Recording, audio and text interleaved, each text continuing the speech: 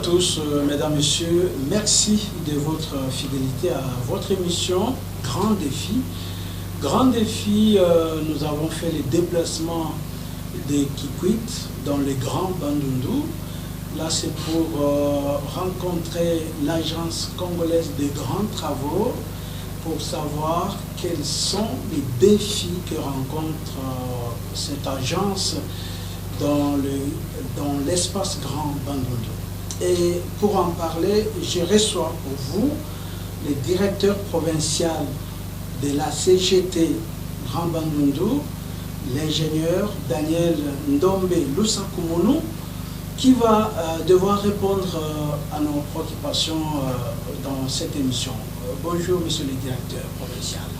Bonjour, monsieur le journaliste.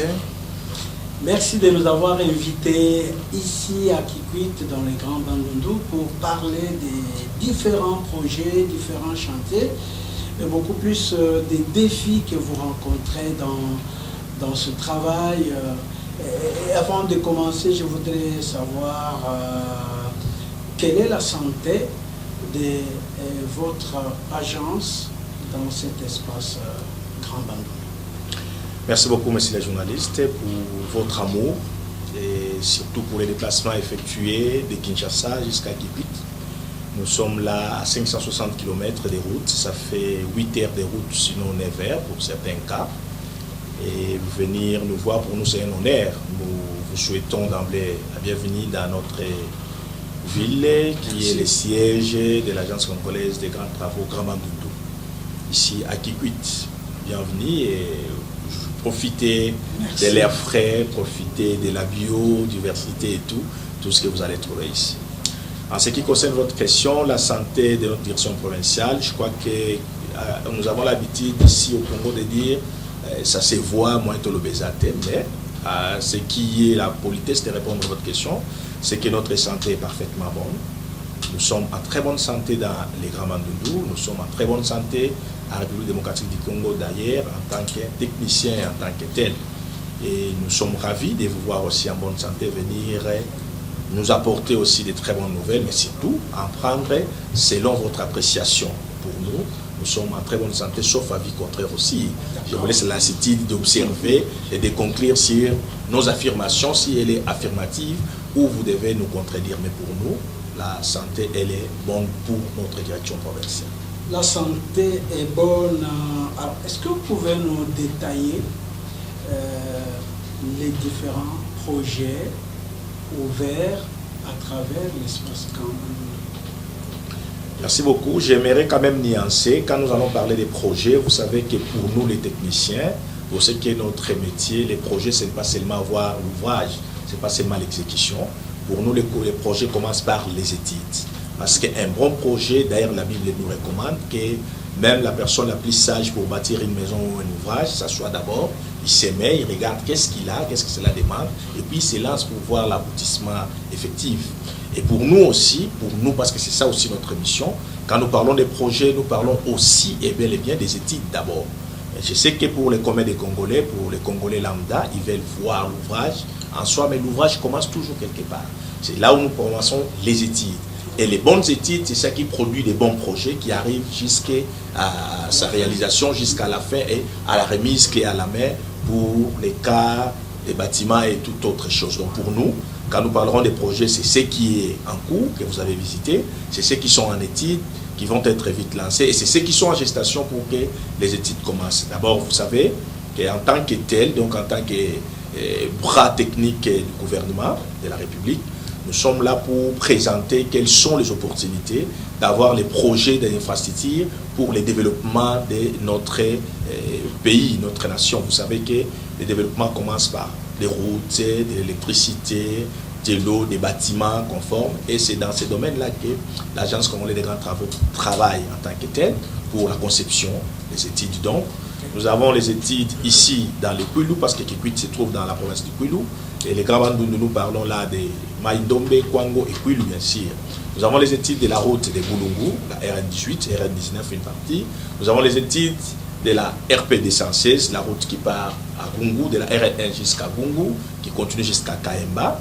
Nous avons les études de la RN16, qui part de Kimvula, qui traverse le Congo central, qui vient dans les Kwango jusqu'au croisement de la RN1 à la Kabir des chefs-lieux de la province du Kwango qui est Kenge, la ville de Kenge.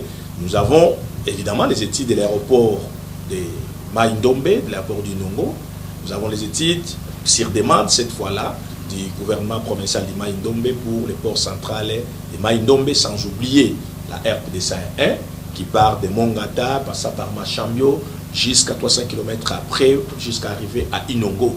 Mais le contexte sécuritaire se veut qu'à un certain moment, à partir de Mongata et consorts, nous nous sommes arrêtés. Mais il y a aussi les études en gestation pour ceux qui doivent aller de Bagata, d'abord de Kikwite, Boulungu, Bagata, jusqu'au chef-lieu de la province de Kwilu, qui est la ville de Bandundu, ou Bandundu ville comme on l'a dit, pour ne pas faire la tautologie ou pour différencier les Grands Bandundu, qui est la grande province de Grand Bandundu, et la ville de Bandundu, qui est le chef-lieu de la province de Kwilu. Ça, c'est en termes d'études. Mais nous avons des réalisations, des exécutions. Il y a l'exécution qui va bientôt commencer, ça c'est pour le compte de la province de Kwango, qui est les ponts Kwango, qui portent les mêmes noms. Vous savez, c'est la RN1, je crois que vous avez emprunté les ponts Kwango, en arrivant dans la province de Kwango. Sur la rivière Kwango aussi, et les ponts portent les mêmes noms. Il y a les travaux qui doivent incessamment être lancés, les études, les vérifications, tout ont été faites. Et d'ailleurs, je crois qu'il y a une bonne avancée pour ce qui concerne son financement. Mais vous avez les travaux qui sont exécutés et qui sont avancés. Il y a les stades d'Idiofa. Dans les territoires d'Idiofa, il y a la RN20, la route nationale numéro 20 qui part du croisement de la RN1 jusque dans la cité d'Idiofa. Et du village d'Ingoudi à Idiofa, comme on l'appelle, la route Ingoudi-Idiofa, c'est la route nationale numéro 20, ce qui est en pleine exécution. Mais il y a aussi, ici sur place à Kikwit, je voulais quand même parler en dernier lieu, des travaux de la modernisation et la réhabilitation de l'hôpital général de référence de Kikwit, que vous avez certainement eu le temps de vérifier en long et en large. Vous avez parcouru tous les coins et recoins, parce que moi, c'est dans la ville où vous vous retrouvez. Voilà, en quelques mots, sans omettre ou sans peut-être précéder à dire ce qui revient au primaire au numéro 1, à qui nous rendons les vibrants hommages, notre directeur général, l'ingénieur Nico Nzaouzao, qui nous a témoigné sa confiance pour nous envoyer ici. Il y a des choses, donc des projets que lui-même aura la primaire peut-être d'annoncer, mais de ce qui est déjà sorti sur sa décision et surtout sur ses instructions, ce sont les projets dont nous vous avons cité, les uns qui sont vraiment déjà actifs et d'autres qui seront bientôt, et enfin d'autres qui sont déjà étudiés et à étudier. Alors, dans tous ces projets, quelle est la particularité de l'agence congolaise de grands travaux dont vous représentez ici? La particularité de l'agence congolaise des grands travaux, c'est celle d'amener d'abord, de mener les études. Mener les études, c'est-à-dire trouver les opportunités ou l'intérêt que ces projets aura, les solutions que les projets pourront apporter dans nos populations. Vous savez que les Grands Bandundu est parmi les provinces, je ne voudrais pas dire des mini, mais qui est un peu enclavé. Il fallait quand même, à l'exception du fait que la RN1 est passée dans ces trois provinces, donc Mai-Ndombe, Kwango et Kwilu, mais il n'y a vraiment pas grand-chose en termes d'infrastructure. Mais surtout dans ce qui concerne les projets que nous exécutons là, c'est une première d'avoir en même temps les bâtiments, en même temps des routes. Donc la particularité, c'est que la CGT a été d'abord à l'origine pour proposer, porter ces projets-là alors que personne n'y faisait cas ou personne vraiment n'avait de l'intérêt. La CGT, la conception exactement, c'est ça les études. La CGT a fait les études, a conçu les projets et a fait les propositions.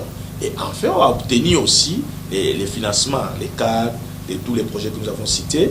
Il y a des financements qui ont commencé pour le cas de l'hôpital avec les trésors publics, mais pour vite migrer dans les comptes du programme sino-congolais. Et le projet est là en pleine exécution. Et l'autre particularité, c'est que la CGT s'est ouverte. Vous voyez, c'est la CGT qui travaille, mais vous verrez sur certains chantiers qu'il y a d'autres bureaux, d'autres structures qui jouent les rôles des missions de contrôle.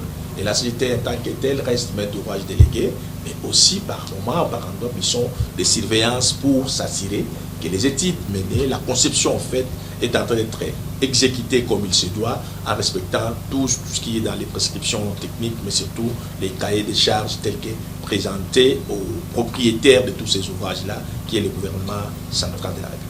Et donc la qualité, hein, vous vous occupez plus de la qualité des ouvrages? Évidemment, quand on parle de la mission de surveillance, quand on parle de la conception, c'est qu'on prévoit la qualité, on prévoit la quantité, on prévoit les coûts.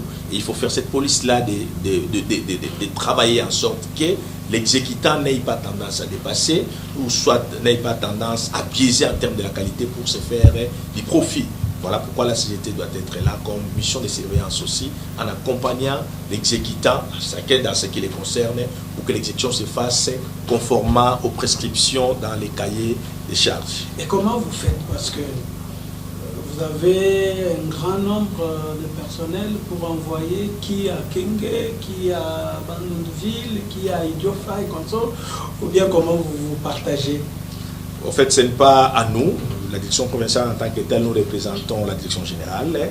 Donc les DP, dans sa modeste personne que vous voyez, représentent le directeur général, l'ingénieur Nikon Zaozao. Et notre mission, ce n'est pas de faire ce dispatching, tout se fait à la centrale. Mais il y a quand même, c'est vrai, au vu des moyens, toutes les difficultés, il n'y a peut-être pas toujours autant de personnes, parce qu'on en aura toujours besoin, mais il faut aller dans la politique de la maison. Le DG a prévu à chaque projet, il y a ce que nous appelons les missions de surveillance, il y a ce que nous appelons les missions de contrôle, où il y a des bureaux tiers qui viennent, des structures C avec lesquels nous travaillons, peut-être pas dans les grands bandundus ici, mais ça c'est d'ordre général. Mais dans les grands bandundus, il y a toujours des missions de surveillance qui sont de la CGT, mais il y a aussi les missions de contrôle qui sont d'autres structures qui viennent en appui pour faire la supervision des travaux. Donc, à chaque projet, il y a une mission spécifique. Ce n'est pas que les mêmes personnes qui donnent. À chaque projet, il y a une mission spécifique. Par moment, les DP fait des déplacements, c'est que nous appelons dans notre langage les itinérances, pour aller vérifier tel que nous avons fait aujourd'hui, pour aller vérifier l'évolution des travaux à l'hôpital général d'Infanterie 100 jours après, donc après les lancements. Ça, c'est l'une des visites officielles pour voir, palper du doigt l'évolution des projets en termes qualitatifs, évidemment, comme vous l'avez dit, mais aussi en termes d'exécution, d'évolution physique. D'accord. Alors, je crois que tous ces projets évoluent normalement. Prenons l'exemple de ce grand ouvrage, l'hôpital général de Kikwit, que vous venez d'évaluer. Quelle est votre appréhension après 4 mois d'exécution, du début des travaux, et vous avez visité ce qui est fait? Quelle est votre appréhension? D'abord, vous savez, pour ces projets, dire que c'était prévisible, c'est faux. Parce qu'on pourrait se dire, non, parce que c'est nous qui sommes là, c'est la CGT, nous devons être ici. Je crois que ça ne serait pas dire toute la vérité. Je suis surpris agréablement de voir l'évolution des travaux en 4 mois. Parce que ça, je dis en tant que technicien aussi, je suis ingénieur de formation. Et réaliser ce que j'ai vu sur les tableaux en un temps aussi record, tenant compte des contextes atmosphériques, du climat, tout. Vous savez que les projets ont été lancés officiellement le 12 juin de l'année courante. Et aujourd'hui, nous sommes les 25 octobre. Et sur 17 nouveaux bâtiments qui avaient, j'ai trouvé 11 bâtiments déjà sortis de terre en 4 mois, donc en 3 mois maximum. Et 11 bâtiments sortis de terre, dont 5 bâtiments déjà en élévation. C'est pour moi une première. Et surtout dans le contexte de la ville, quand nous sommes arrivés, vous savez, les gens étaient très débutatifs. Ils sont habitués à avoir des projets lancés avec beaucoup de publicité, avec beaucoup de bruit, mais à la fin, soit ça s'est soldé par un échec ou ça n'a pas abouti. Et d'ailleurs, il y a un bâtiment qu'il fallait démolir. Je sais que la mission de contrôle a rencontré beaucoup de difficultés parce que personne ne leur donnait les crédits pour dire vous démolissez les bâtiments des urgences. Là où vous avez vu qu'on a fait R+1 et déjà on a même coulé les premiers planchers. Tout le monde, que ce soit les staffs, que ce soit les infirmiers, et d'ailleurs même les malades, les patients qui étaient là ou les gardes malades, disaient en tout cas si on détruit, nous n'en aurons pas. Et je suis surpris agréablement de voir qu'après les bruits, la CGT s'est mise au travail, la mission de surveillance d'un côté, mais aussi l'exécutant de l'autre, pour produire les résultats que vous avez vus sur le terrain. En termes de qualité, impeccable. Mais en termes d'avancement physique, c'est encore impeccable. C'est vraiment un travail, je vous donne un coup de chapeau, je jette vraiment les fleurs à la mission de surveillance. Je cite là l'architecte Ezekiel Matos Sikisala qui est là comme chef de mission, et son collaborateur, l'ingénieur Christelle Mokwanjondo qui est là comme chef de mission adjoint. Vraiment, c'est du bon boulot. Nous sommes très fiers, je suis totalement satisfait. Et je crois que mes autorités en seront autant. Et je crois aussi que tout le monde, derrière la population, ceux qui sont d'immédiat peuvent quand même nous donner leur feedback pour savoir qu'est-ce que les gens disent, parce qu'ils sont mieux informés d'ailleurs que nous. Mais l'autre retour, pour les sons de cloche de retour, nous savons que la certification est totale pour tout le monde. Et pour nous, ce n'est que sujet de joie et surtout d'encouragement. Notre surprise, vraiment, elle est agréable. Et nous pourrons dire que nous sommes totalement fiers de ce qui s'est fait sur le terrain. Et nous encourageons que cela soit pareil. C'est juste une petite volonté, un oubli de soi pour dire nous sommes ici pour servir la patrie. Servir la patrie ne consistera pas seulement à chanter, à le dire, je suis derrière, je suis ceci. Non, non. Mais c'est dans les actes, en respectant les instructions de la hiérarchie. Vous savez, nous, notre devise, c'est l'excellence est notre loi. L'excellence est ma loi. Et je vis l'applicabilité de l'excellence et je suis totalement satisfait. Sauf, comme je l'ai dit toujours, quelles sont vos impressions à vous-même? Ce n'est pas mon rôle de poser les questions, mais vous, quand vous avez regardé, vous qui êtes venu de Kinshasa, je ne répondrai pas. Sinon, je repose encore la question. 11 bâtiments sortis des terres dans 4 quasiment 3 mois. La qualité, la rapidité, oui, mais est-ce que vous pouvez rassurer aussi de la qualité et des matériaux utilisés et du travail qui est en train d'être fait et l'œil de l'agence sur place, sur les chantiers? Je ne vais pas me redire, mais je crois que je n'ai pas été vite en besoin pour féliciter les équipes qui sont sur le terrain, notamment l'exécutant Sino Hydro 6 et surtout particulièrement la mission de surveillance qui est l'agence des grands travaux, les noms des collègues que j'ai cités. Je crois que la qualité, elle est là, elle est requise. La qualité, c'est nous. L'excellence, c'est vraiment notre job. L'excellence, c'est vraiment les laits dans lesquels nous nous baignons. Et vous pouvez vraiment vous-même le remarquer, je l'ai dit tantôt, ce n'est pas à moi de poser les questions, et vraiment avec toute la sincérité, la franchise, c'est à vous de vérifier, de voir ce que vous avez constaté sur le terrain. Même si vous êtes profane, si vous ne voulez pas utiliser les mots techniques parce que je parle à un public divers, je ne parle pas seulement aux techniciens, mais vous savez que le dimensionnement qui a été appliqué pour cet hôpital, c'est ce que nous, en termes techniques, nous parlons de dimensionnement sismique. C'est pour dire c'est les ouvrages qui doivent résister au séisme, au tremblement de terre, au cyclone, à tout ce qui peut arriver. Et même le collègue chinois, l'équipe de Sino Hydro aussi avec lesquels nous travaillons, nous ont dit, nous en Chine, nous dimensionnons les ouvrages comme ça pour une durée de plus de 100 ans, 200 ans. Et généralement chez nous, on est autour de 70 ans, 100 ans maximum. Et qu'est-ce qui vous rassure comme ça? Bon, vous pouvez vérifier les fondations. Vous avez vu qu'il y a les laboratoires sur place où nous sommes en train de procéder par les essais, les analyses de tous les matériaux. Les analyses sont faites au préalable et avant de s'exécuter et la modélisation. Vous avez vu que les ingénieurs sont tellement bien outillés. Donc, on commence d'abord par faire la modélisation, en faire des sollicitations à modèle réduit. Et si nous pensons que ça tient, et l'exécution, vous avez vu vous-même, vous pouvez voir d'abord la mise en exécution de tous ces processus. C'est maintenant vraiment un mélange d'expériences. La partie chinoise vient avec sa méthodologie, la partie congolaise qui doit faire respecter les prescriptions dans les cahiers des charges et les résultats. Et là, vous pouvez quand même vous-même constater, je ne sais pas, je vous laisse la première. Quel est le sort des bâtiments, des vieux bâtiments qui sont restés? En fait, c'est les projets. Les projets en soi, certainement, je ne l'ai pas expliqué ici, mais je crois que dans d'autres interventions, nous l'avons expliqué. Les projets à 3 dimensions. Il y a ce que nous appelons la partie rénovation, réhabilitation et la partie modernisation. Et il y a ce que nous appelons la partie reconstruction. Vous avez vu, quand nous parlons de 11 bâtiments, ce sont les 11 bâtiments nouvellement construits. Vous voyez, c'est 17 bâtiments à construire. Et il y a quand même déjà 7 autres bâtiments qui existaient. Et si on doit faire avec les petits bâtiments, on est à une douzaine de bâtiments existants. Nous allons passer nous avons déjà fait ça et nous avons ciblé les bâtiments. Si vous verrez sur les plans, vous allez voir que les plans sont mis à différentes couleurs. Il y a des bâtiments où il faut démolir complètement et reconstruire, dont les 3 que vous avez vus là qui ont été complètement rasés et les nouveaux bâtiments sortent de terre. Mais il y a des bâtiments qu'après avoir fait les sondages, les analyses, nous avons vu qu'il faut juste les réhabiliter. Il y a les réhabilitations majeures, d'où il faut toucher même la structure, il faut toucher la fondation. Il y a des réhabilitations qui sont mineures, qui consistent juste à refaire la toiture, la peinture, la tuyauterie et même l'électricité qui est inexistant. Donc ce sont les 3 niveaux, les 3 étapes qui entrent en compte dans ces projets ici.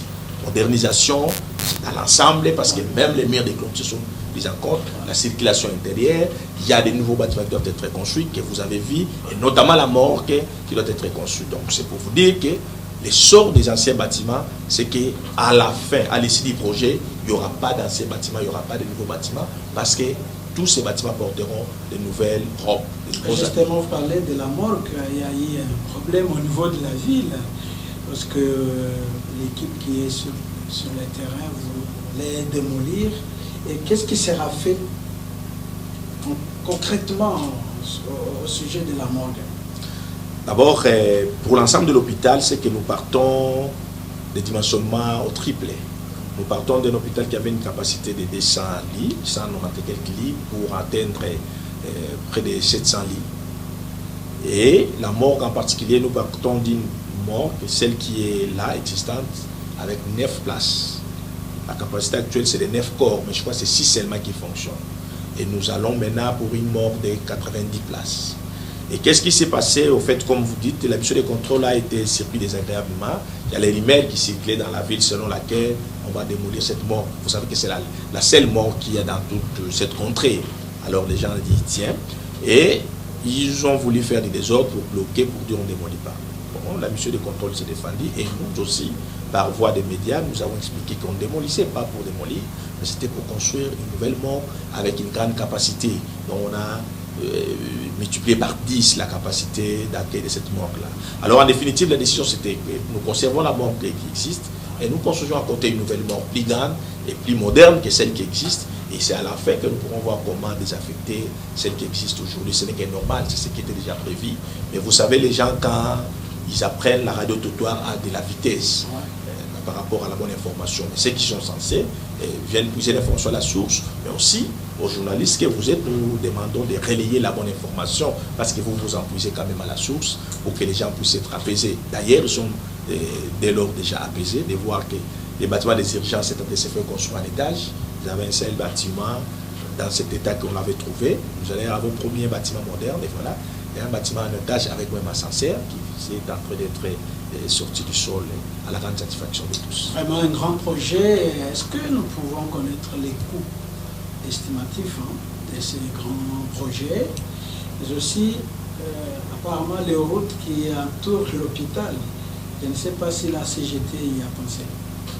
Bien évidemment, je vais commencer par la dernière réponse. Les projets-là, nous avons l'habitude de dire que c'est un méga projet.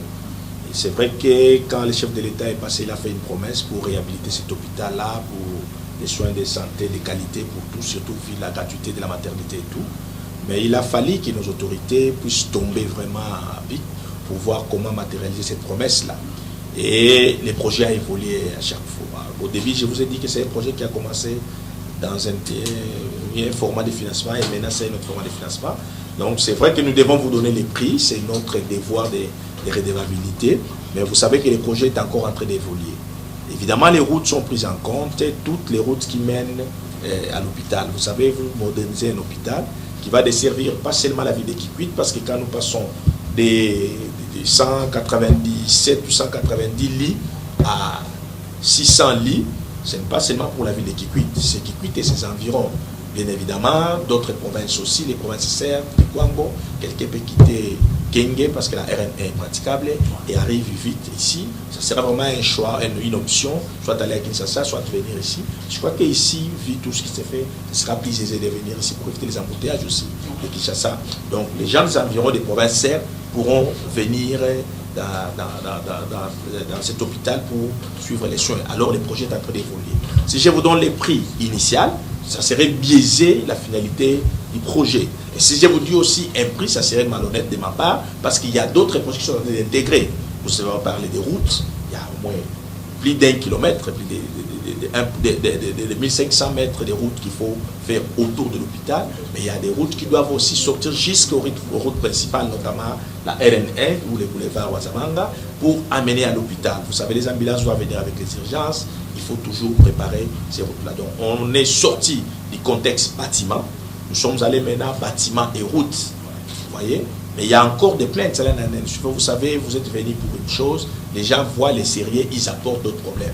Les gens ont apporté des problèmes, mais la nature a aussi apporté, elle, ces problèmes. C'est pour dire qu'à moins d'1 kilomètre d'ici où nous aurons habité l'hôpital, il y a un grand ravin qui est en train de mener, une tête d'érosion qui s'est déclarée, ce qu'on appelle communément ici du Bengalunia ou du Bengaïtepeka. Et c'est à moins de 500 mètres de l'hôpital, c'est un grand danger. C'est vrai, les gens diront, mais pourquoi vous n'avez pas... Nous avons vu ça. Mais le plus important, c'est d'abord de satisfaire les soins, ou les soins de qualité. Et ce n'est qu'une érosion, elle peut toujours se résoudre. Donc vous voyez que ce sont d'autres paramètres qui entrent en compte sur la seule enveloppe qui était prévue. Et cela devient ce qu'elle devient. Nous ne pouvons pas d'emblée vous dire non, nous avons tablé. C'est vrai, les projets, quand nous avons commencé, quand nous lancions les projets, c'était une enveloppe qui était aussi de 3 millions de dollars. Mais vous savez que ce n'est pas ce montant qui peut couvrir tous ces projets-là. Alors il y a évolution au vu aussi des besoins et des demandes. Il y a des gens qui ont vu déjà, j'ai vu un slogan, Fatih, merci pour l'hôpital, il faut les équipements, il faut tout. Et donc quand nous construisons, il faut tout également. Il faut faire les voies d'accès à l'intérieur, il faut faire des voies couvertes, il faut vraiment moderniser l'hôpital au standard international. Donc, ce qui fait que les coûts doivent évoluer et nous n'avons pas l'opportunité ou même les autorisations de donner, de chiffrer un coût fixé sans qu'il y ait d'abord les autorisations préalables ou les non-objections par rapport à tout ce qu'il faut prendre en compte comme élargissement du projet. Alors, on quitte l'hôpital pour la route d'Idiofa et le stade d'Idiofa. Quelle est l'évolution de ces deux ouvrages? En tout cas, l'évolution de ces deux ouvrages sont très bonnes. Et la route le stade d'Idiofa a commencé un peu plus tard. Et nous avons une itinérance en début de la semaine. Mais déjà, il y a 2 semaines, j'étais là. Déjà, les gradins du côté ouest étaient déjà en train d'être posés. Et même les ouvrages d'assainissement tout autour du stade. Donc, le stade est en train de très bien avancer. Vous savez qu'il fallait absolument acheminer tout à partir de Kinshasa. De Kinshasa jusqu'ici, tout va bien. D'ici jusqu'à 70 km, donc au village Ngouli, la route est aussi bonne, c'est toujours la RN1. Il y avait des difficultés. Voilà pourquoi, là, je tentais déjà de répondre à la deuxième partie, donc la partie ouvrage, qui est la route, la RN20. Il a fallu prendre en charge cette route. Pour tout ce qui concerne l'asphalte, donc la route Andir, à Bikouche, on est déjà au PK 7 plus 500 et quelques. Au PK, c'est du point kilométrique. Donc on est en train d'atteindre déjà asphalté. Mais de ce qui concerne l'ouverture de la route ou la praticabilité, il y a même notre projet Urgence qui a voulu, les autorités ont voulu que la route soit praticable de bout en bout. C'est ça la politique actuelle de la CGT pour mener les projets. C'est qu'au fur et à mesure, nous sommes en train de construire en dur ou la route asphaltée, nous devons rendre la route en terre praticable entre vraiment les villes les plus proches. Et de Kikwit jusqu'à Yungoudi, c'est 70 km, c'est la RN1 et vraiment en dire. Maintenant, de Yungoudi jusqu'à Idiofa, vous savez que c'était la route en terre. Nous avons commencé, il y avait la première phase qui avait déjà fait une bonne partie de la route. Actuellement, pour la phase récente qui est en pleine exécution, nous sommes au PK 7 plus 500. Il y avait des dallots et des ponceaux qu'il fallait poser, jeter sur cette route-là. Sur les 4, je crois 3 déjà jetés et complètement finis. Les canalisations ou les ouvrages d'assainissement, là où il y a des villages, notamment les villages Athènes, et en allant vers la rivière Louboué, aussi, je crois, 1000 mètres de voies d'assainissement ont été construites. C'est pour dire, les deux projets de ce côté-là évoluent très très bien. Et d'ailleurs, je peux dire, les Kouilou a une grande bénédiction, parce que tous les projets dans les Kouilou ne souffrent d'aucune difficulté en termes de compréhension, en termes de lanterne ou en termes de gestion. C'est notre grande satisfaction aussi, et nous en remercions ainsi les autorités, dans nos autorités au niveau de la CGT, mais aussi les autorités politiques d'initiative qui accompagnent ces projets au niveau local. D'accord. Et la route qui va de Popo-Kabaka-Moulozo, Popo-Kabaka, est-ce que... Vous parlez de la RN16. La RN16 a déjà connu les études et même l'exécution. Il y a nos concerts de l'autre côté qui ont pris ça en charge. La partie qui a commencé vers l'école centrale qui était prise en charge aussi par la CGT, notamment les études et tout. Déjà la partie de Kimvu là, c'est déjà bon. L'objectif c'est que ça part du Congo central, ça passe par Kissan, peut ressortir à la cabine de Kenge. J'en ai parlé comme route en études, mais qui est déjà prise en charge par d'autres structures. Parce que nous sommes tous de la même famille, nous appartenons au lycée des ITPR. Si c'est une autre structure qui l'a fait, pour nous c'est la joie, c'est toujours le développement. Nous avons mené des efforts pour que cela ait été pris en charge, c'est fait. Je crois que de ce côté-là, il n'y a aucun problème pour la route de Popo-Kabaka.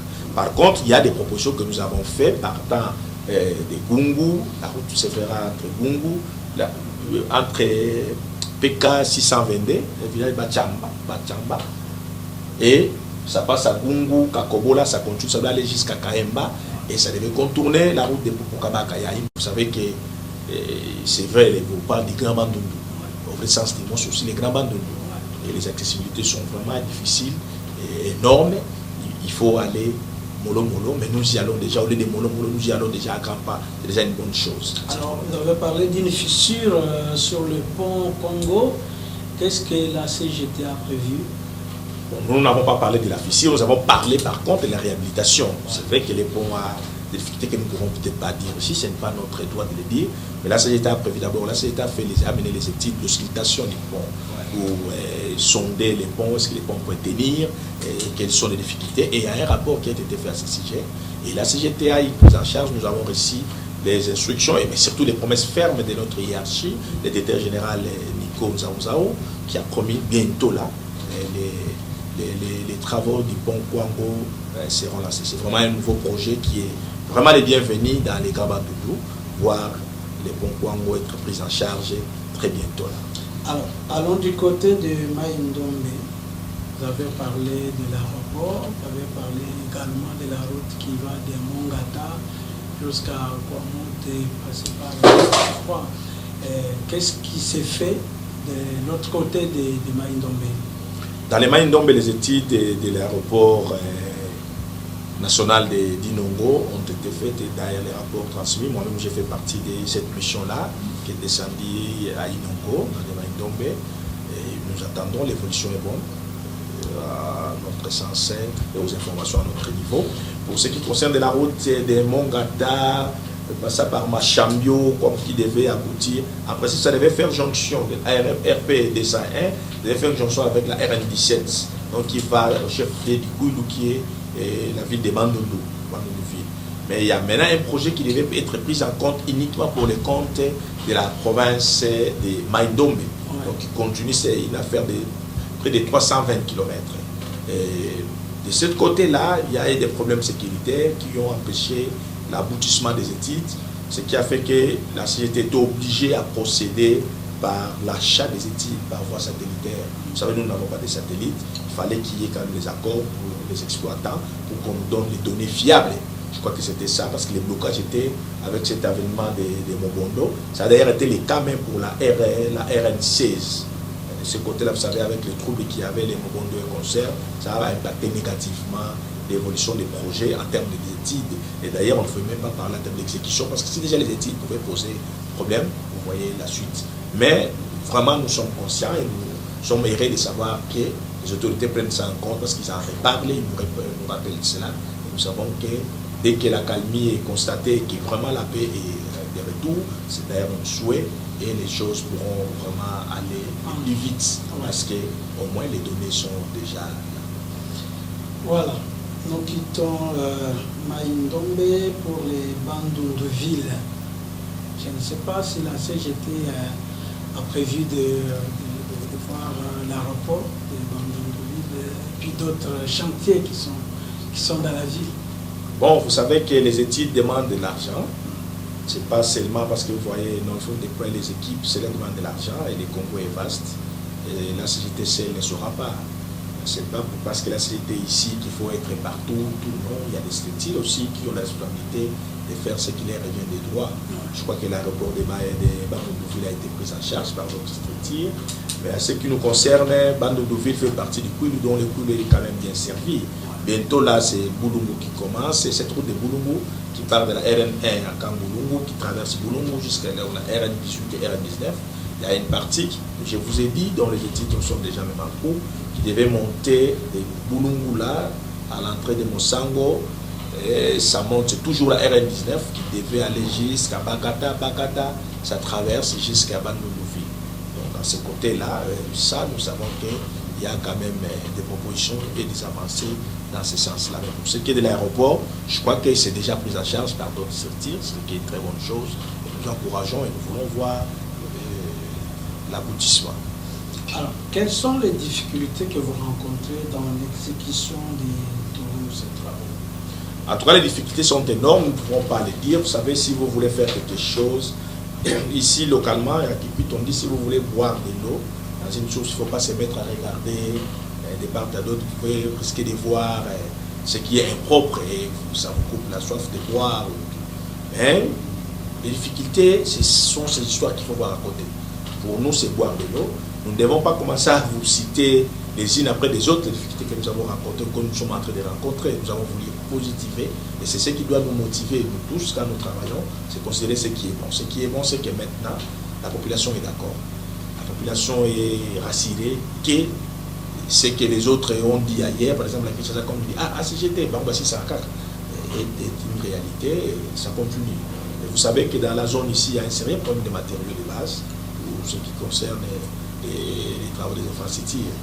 Je prends les cas, par exemple, de la caillasse, c'est une difficulté, c'est une arrêt rare. Et dans la ville de Kikwit, même les sables, les bons sables, c'est compliqué pour avoir. Même les sables des rivières qu'on trouve là au Kouilou. Vous voyez qu'il faut faire des trajets pour aller chercher la bonne qualité des sables, mais surtout les graviers, qui est très essentiel pour la construction des bâtiments et même des routes. Il faut aller à des milliers de kilomètres pour s'en approprier. Ce sont des difficultés, et bien évidemment, vous voyez la distance avec Kinshasa, il y a beaucoup d'éléments qui doivent être achetés à Kinshasa, notamment des ciments, des barres de fer, tout ça, ce sont des difficultés. Donc, la difficulté au quotidien, que les gens comprennent et s'approprient les projets pour qu'ils sécurisent les projets. C'est encore une arrêt rare. Vous savez, les gens sont beaucoup au chômage. Quand les gens voient une opportunité comme ça, c'est tous les jeunes qui viennent. C'est tout le monde qui envoie des gens. Or, on ne sait pas contenir tout le monde, parce que ce n'est même pas notre travail. C'est une autre société que nous accompagnons et qui a ses exigences pour prendre les gens. Et quand tout le monde n'est pas servi, tout le monde n'est pas pris, ça constitue des grones, ça constitue un déséquilibre dans ce qui est dans l'ancrage social, dans la paix sociale. Il y a toujours des difficultés. Là, vous parlez de la main-d'œuvre. Exactement, je parle de la main-d'œuvre. Il y a tout le monde qui veut venir, mais on n'a pas la place pour tout le monde, pour ceux qui doivent pas. Et les gens qui ne connaissent pas les fonctionnements, ils se rabattent sur la CGT et sur le directeur provincial que nous sommes, alors que ce n'est pas notre mission, ce n'est même pas notre affaire, quoi, en quelque sorte. Et ça crée des difficultés, parce que là, c'est les équilibres socio-économiques qui pataugent un tout petit peu. Voilà. Il y a quand même certaines difficultés, mais la Bible nous a rassuré qu'il n'y a aucune difficulté, aucune tentation qui nous surviendra, qui sera au-delà de nos efforts. Tout ce qui nous arrive, grâce à Dieu, nous trouvons quand même comment trouver une solution pour y répondre, mais surtout pour y résoudre. C'est là voilà pourquoi nous pouvons dire les difficultés peuvent être là, mais nous allons faire avec et nous devons quand même vaincre ces difficultés-là. Alors, comment vous projetez l'avenir des différents chantiers ouverts et quelle assurance vous faites à la population qui attend de tout cœur? Ce n'est pas à nous d'assurer la population. D'abord, ce que nous projetons, c'est que c'est le succès. Nous sommes très confiants de l'aboutissement de tous les projets qui ont commencé ici. Et quand nous sommes arrivés, on avait, j'aime le dire, on avait un demi-projet. On avait un petit projet, là où j'ai commencé comme chef de mission, d'1,5 million $. Et le projet a été un succès. Nous avons vu la fin de ce projet. Dieu a permis que... C'est quel projet là? C'est la phase 3 de la RN20. Là où on a fait 2 km, tout le monde s'en moquait. Mais le projet a vu les jours, à son aboutissement. On est arrivé à 2,280 km, pas 2 millions, 2,280 km. Et puis le projet a été financé et là on avance la praticabilité jusqu'à Idiofa. Donc le projet a abouti avec tout le succès qu'il y a, gloire à Dieu. Et je crois que c'est les mêmes effets qui continuent. Je crois que c'est cette onction-là qui continue. Le projet de l'hôpital va aboutir et il va aboutir très bien. La RN20, déjà la praticabilité jusqu'à Idiofa. Actuellement, pour arriver à Idiofa, au lieu des jours pour certains véhicules et au lieu des 5 heures, 8 heures pour les motos et tout, à 45 minutes maximum, 1 heure, vous êtes à Idiofa. Vous voyez que c'est quand même une prouesse, c'est un grand succès. Et le projet va aboutir, même la route Landi va arriver à Idiofa. Pour les stades, il n'y a pas match, c'est déjà dans les bons. Il y a maintenant la phase d'expropriation, donc les propriétaires qui étaient impactés pour l'emprise du stade là, ils ont été listés et bientôt il y a une équipe qui viendra pour évaluer, pour voir comment les remettre dans les droits. Donc c'est pour dire c'est prometteur, c'est prometteur et nous pourrons vraiment rassurer que Ecosila, grâce à Dieu, ça va finir très bien et ça va appeler d'autres projets pour avancer. cette affaire d'expropriation-là, vous rassurez les victimes? En tout cas, ils ne sont pas victimes pour moi. Ils ne sont pas victimes. Mais je me dis qu'ils sont rassurés. Ce n'est pas moi de les rassurer. Ils ont les assurances eux-mêmes.